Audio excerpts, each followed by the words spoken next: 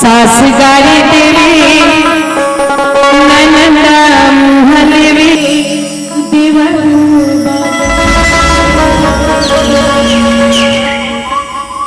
हम सास का घलो कम नहीं रहा, बहुत ज्यादा नहीं रहा, पर घर में बेटे बिहार के लाना तब वो हमरे बेटी हमरे बहू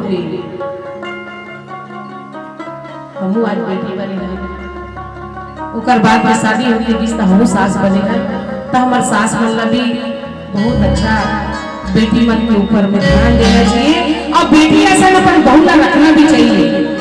सास गारी देवी नयना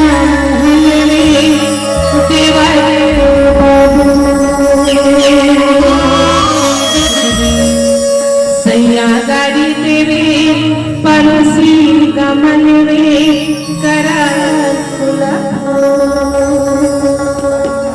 ये देखेरा पानी माटेरा देखो मूर्छा लेके तेरा।